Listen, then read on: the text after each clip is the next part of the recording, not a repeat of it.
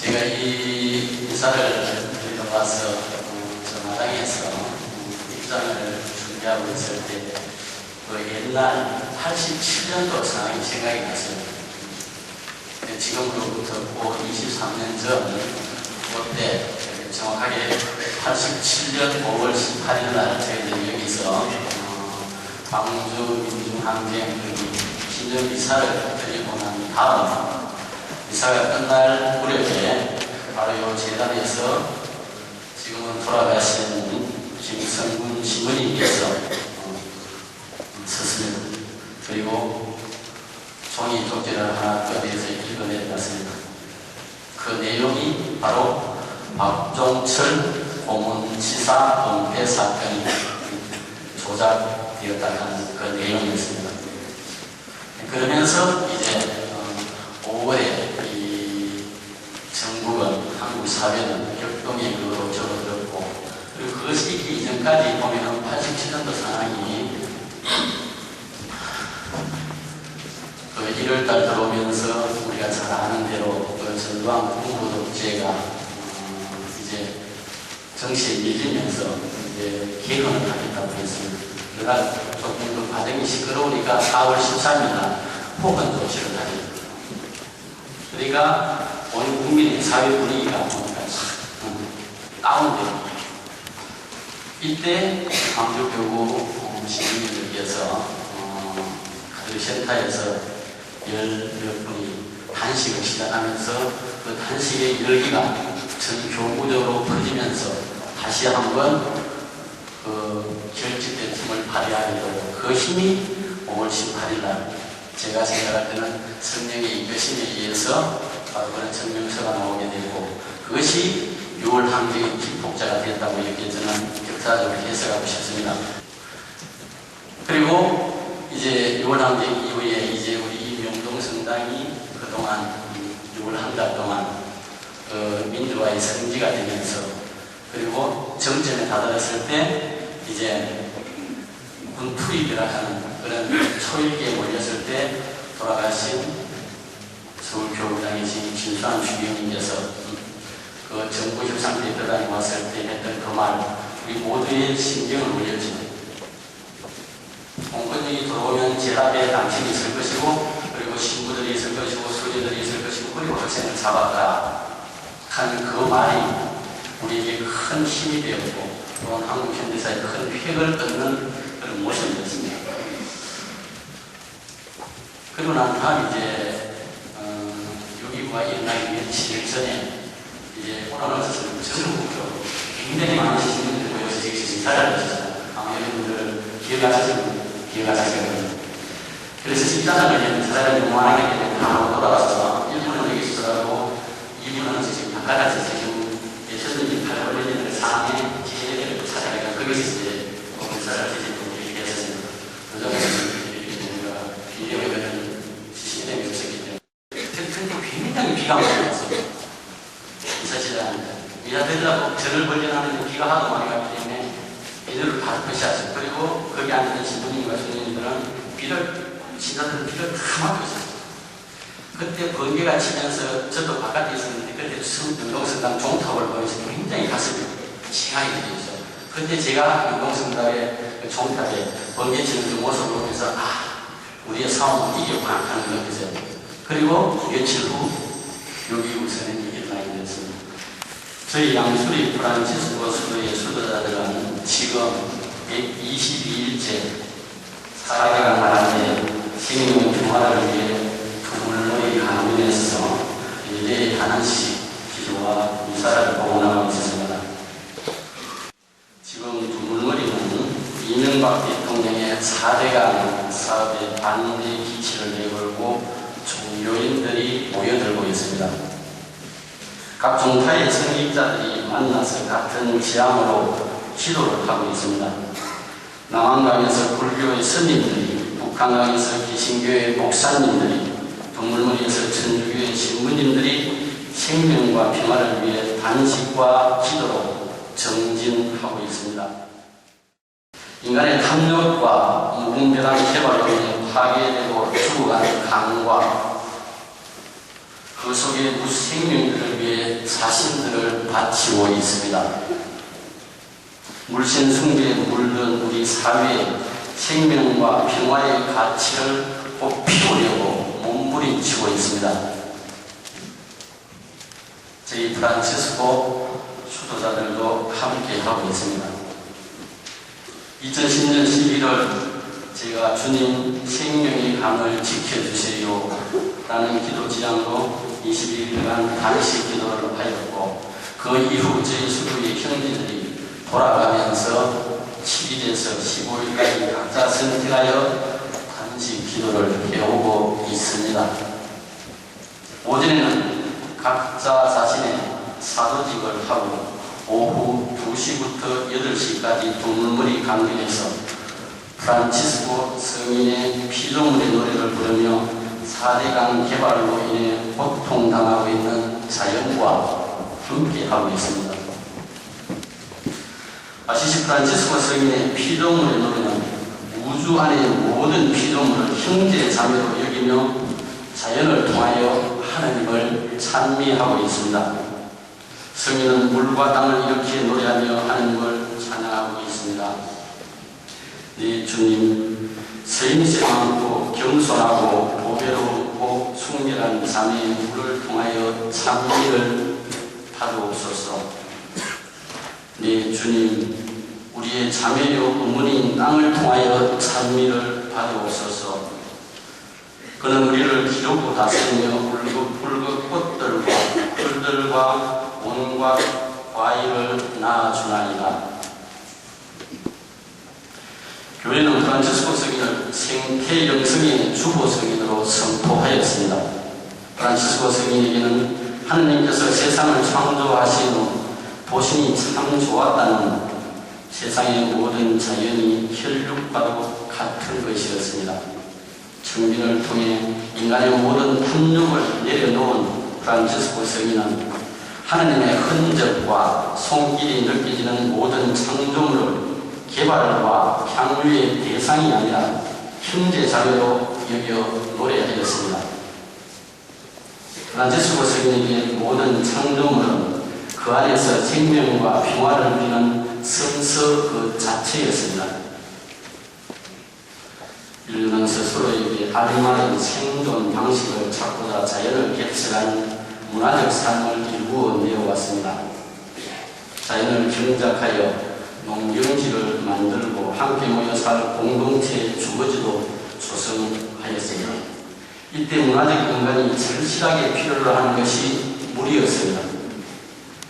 고대 4대 문명이 강을 낀 유역권에서 탄생했듯이 물은 문화적 인간의 생명의 젖줄이었습니다. 이후 맑고 깨끗한 물을 용이하게 얻기 위한 노력이 경주되었고, 이 과정에서 각 유역권은 인간의 문화가 숨쉬는 공간으로 조성되었습니다. 초기에 인류가 이런 문화적 행보를 취할 수 있었던 데는 하느님으로부터 받은 영성적 지혜가 있었기 때문에 가능했었습니다. 형제자매 여러분, 그런데 지금 우리는 우리의 생명의 강을 실험하고 있습니다. 강의 품 안에서 살아 숨쉬는 모든 생명체들이 죽어가고 있습니다. 강바닥이 파헤쳐지고 강면이 잠겨나가고 습지가 파괴되어 가고 있습니다. 강물 속의 물고기와 많은 생명체들이 죽어가고 있습니다. 수많은 세월을 거쳐 조성된 강변의 안전함들이 잘려나가고 새들의 안식처인 갈대 숲들이 베어지고 있습니다. 은빛의 살 반짝이는 모래사장은 황토빛 흙으로 덮이고 금빛 아른거리는 강물은 진흙탕물이 되어가고 있습니다. 강바닥은 솟아가 흘려 중도시에 보이는 시큼한 모니터로 덮여 있습니다. 이명박 대통령이 추진하고 있는 4대강 사업 현장의 모습입니다. 이 대통령의 대표적인 선거 공약은 한반도 대운하 건설이었습니다. 이 대통령은 취임 후 들끓는 사회 여론을 감안하여 국민이 원하지 않으면 문화를 하지 않겠다고 선언하였습니다. 그러나 약간의 수정과 변화를 거쳐 4대강 살리기 마스터 플랜을 통해 다시 그 모습을 드러냈습니다. 여기에는 주요한 강을 연결하는 터널 공사 계획이 빠져있기 때문에 일단 대문화는 아닌 것으로 보입니다.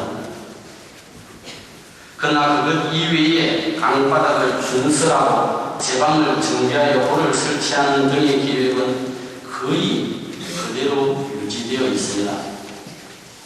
결국 한반도 주요 강은 대규모 토목 건설 사업의 대상으로 선정되어 버렸습니다. 정부는 물 부족 해결, 홍수 예방, 수질 개선이라는 세 가지 목표를 이루기 위해 4대강 사업을 추진하겠다고 합니다. 나아가 이런 국가적 사업을 3년 6개월이라는 짧은 기간 내에 완성하겠다고 합니다. 주교의 정의평화위원회 4대강 정비사업 정책평가연구소에 따르면 이명박 정부는 유엔과 전임 정부들의 자료들을 자신들의 사업 계획에 유리하도록 자의적이고 시사선택적으로 사용하고 있음을 볼 수 있습니다. 물 부족, 홍수 예방, 수질 개선, 지역경제 활성화 등의 주장은 그 근거 자료들이 객관적이고 과학적이지 못함을 알 수 있습니다. 반면에 이명박 대통령이 건설을 강행하고 있는 준설과 도가, 생애, 강의 생태계를 파괴하고 심각하게 수질을 오염시키고 있음을 알 수 있습니다. 미국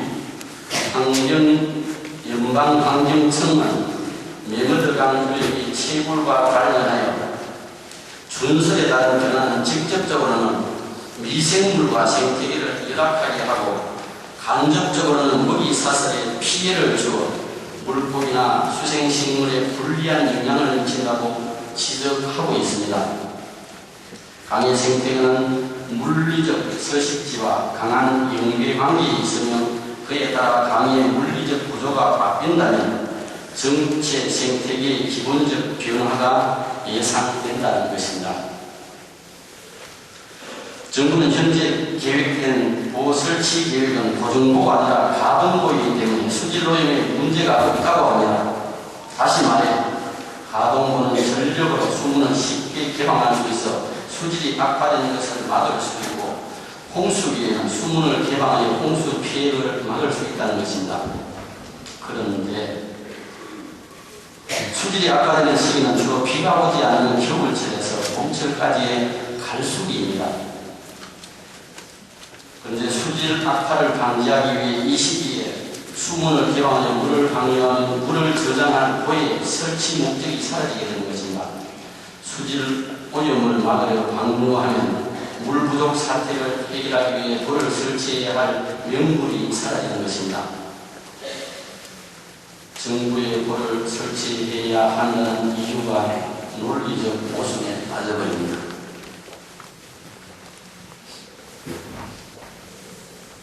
한마디로 4대강 사업을 통해 보를 건설하고 강바닥을 준설하고 보안 블록을 삭히려면 수심, 유속, 수질, 유역 환경을 변화시켜 오랜 세월 지속되어온 4대강 유역의 불우한 생태계를 교란시켜 많은 생명체들을 죽게 할 것입니다.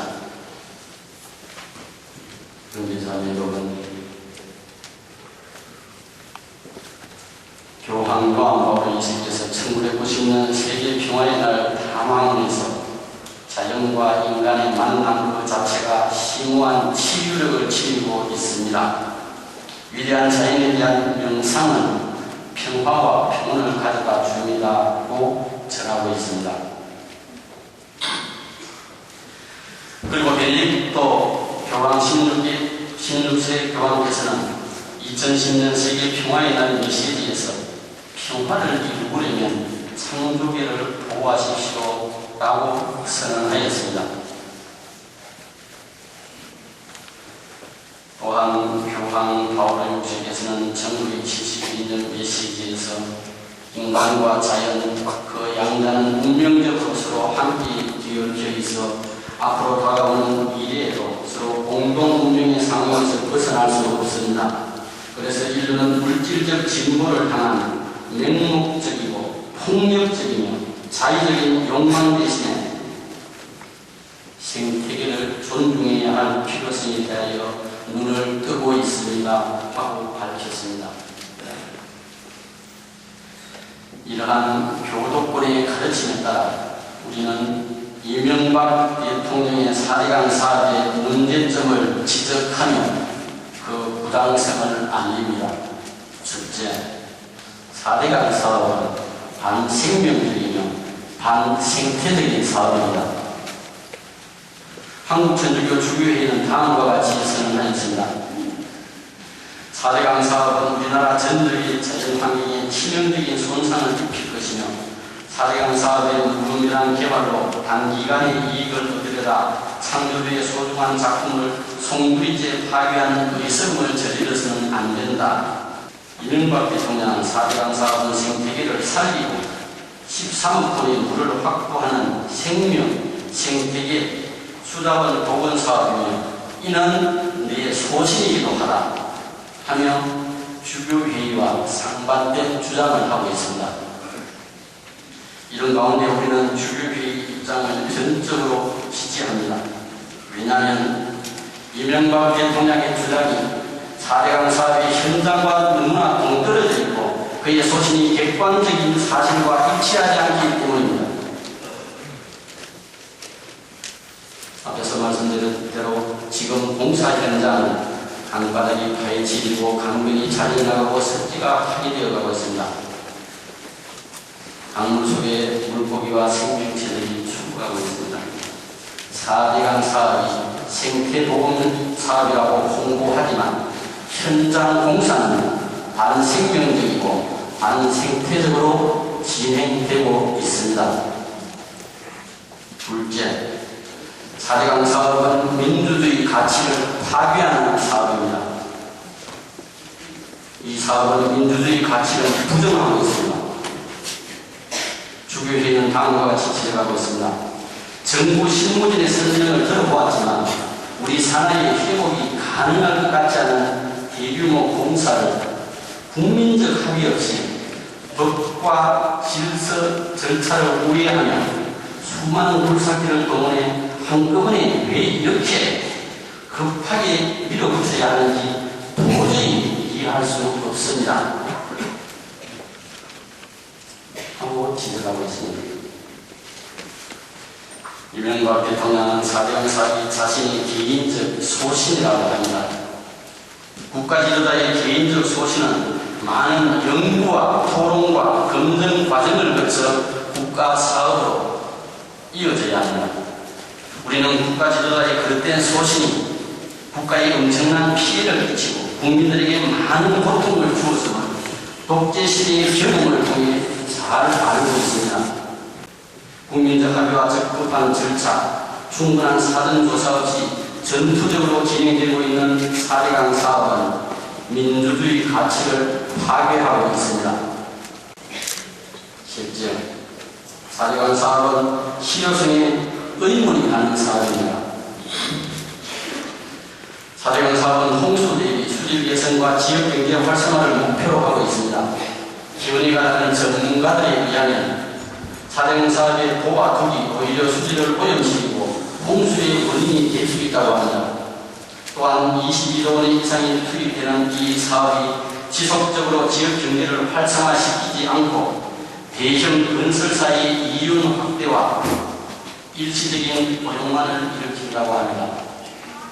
나아가 4대강 사업은 복지 예산을 축소시켜 백성 간의 양극화를 심화시켜 많은 사회적 갈등을 유발시킬 것이라고 합니다. 반면에 미래 지식 산업에 투자하여 청년 실업과 국가 경쟁력을 높여야 한다고 지적하고 있습니다. 우리는 이런 지적이 상당히 과학적이고 사회 경제적인 관점에서 타당하다고 생각됩니다. 4대강 사업은 경제적인 면에서 비효율적이고 환경적인 면에서도 반생태적인 사업입니다. 4대강 사업은 그 실효성에 의문이 가는 사업입니다. 이상과 더불어 4대강의 가장 큰 문제점은 이명박 대통령이 말하는 사업 목적과 현장 상황이 너무나 다르게 진행되고 있다는 사실입니다. 생태 환경을 만든다면서 자연을 파괴하고 깨끗한 물 관리를 주장하면서 물을 오염시키고 있습니다. 대통령의 말과 행위에 진실성이 없다는 것입니다. 그리고 4대강 사업은 국론을 분열시키고 있습니다. 국가사업은 국민의 행복과 번영을 지향해야 하는데 4대강 사업은 국민을 분열시키고 국토를 황폐화시키고 있습니다. 국민의 눈물을 닦아줘야 할 대통령이 국민의 가슴에 못을 박고 있습니다. 우리가 4대강 사업에 동의할 수 없는 이유입니다.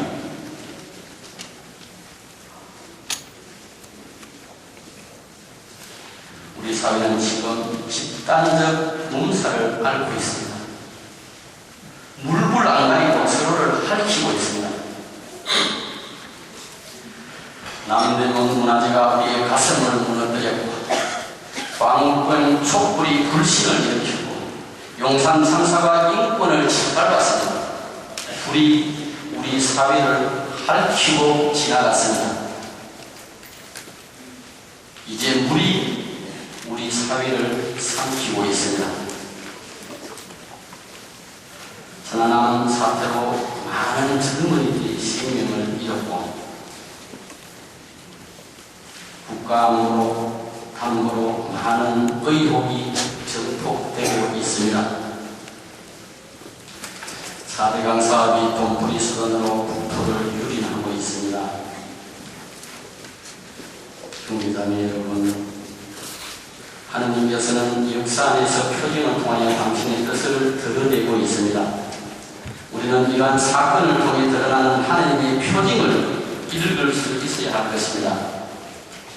이명박 정권이 들어서서 일어나는 일련의 사건을 베풀고 있는 핵심 주요한 단어는 의혹과 물씬 숭배입니다.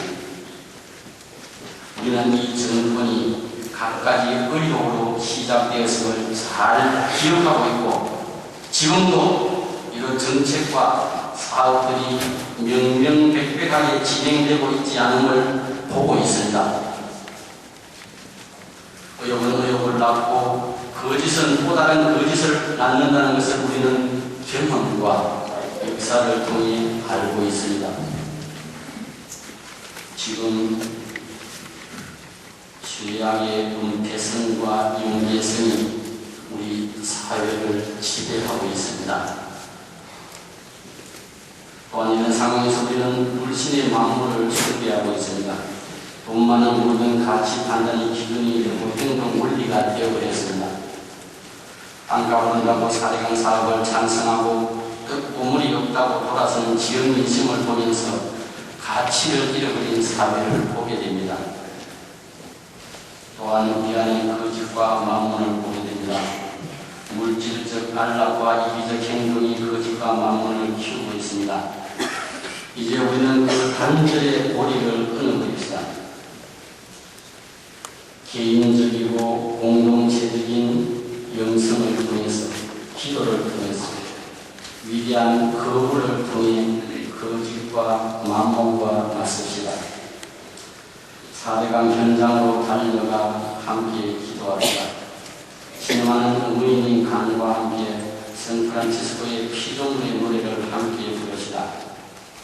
각 지역의 4대강 사업 현장으로 달려가서 피조물이 고통당하는 그 아픔을 함께 나눕시다. 두물머리 오후 3시에 동원하는 생명평화미사에 수도권 신자들은 함께 참여하면 좋겠습니다. 그리고 6.2 선거를 통해 생명의 감을 지킵시다. 그러면 우리의 앞길이 푸르질 것입니다. 아멘.